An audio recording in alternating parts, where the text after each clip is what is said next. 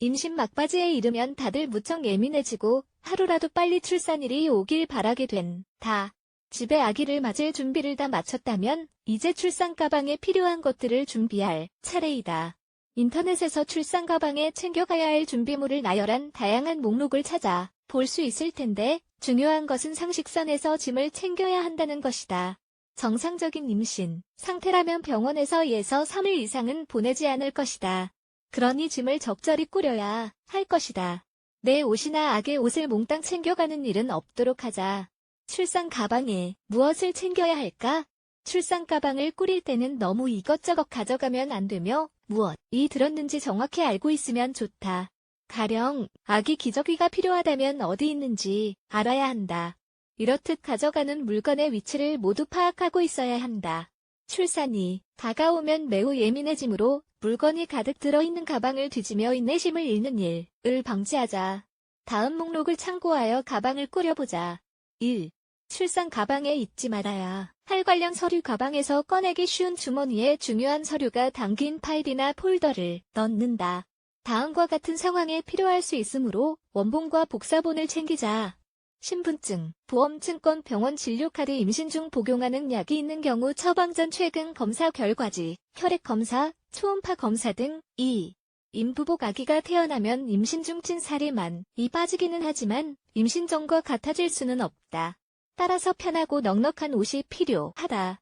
제왕절개로 출산한다면 옷을 입을 때 도움이 필요할 것이다.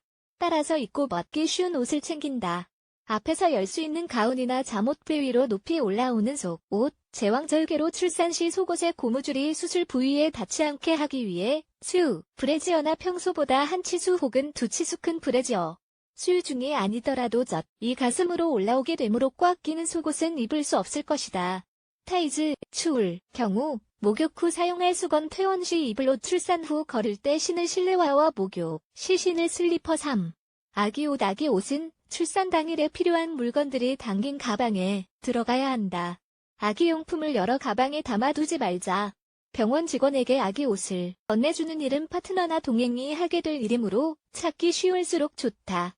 갓난아기용 속옷이나 우주복, 타이즈, 모자, 작은 속삭이, 티셔츠, 청, 기저귀, 수건. 퇴원 시 입힐 옷. 휴대용 아기 침대. 아기용품 중 가져가지 않아도 되는 것 중에는 물티슈, 외출 시에나 필요하다와 장갑이 있다.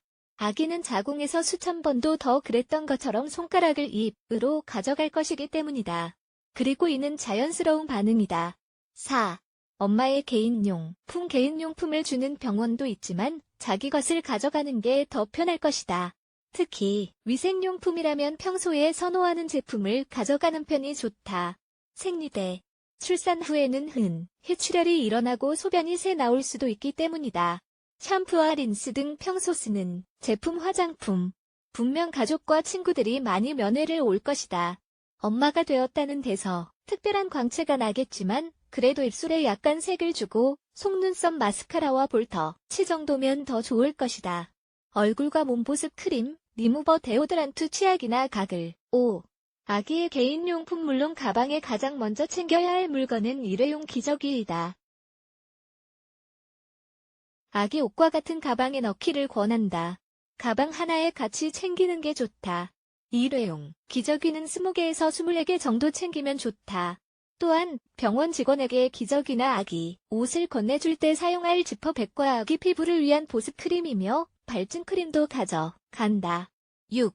출산 가방에 넣으면 좋은 감사 선물. 아기를 보러 오는 방문객들을 위해 아기 이름이 적힌 카드를 넣은 작은 상자나 봉투를 몇 개 준비한다.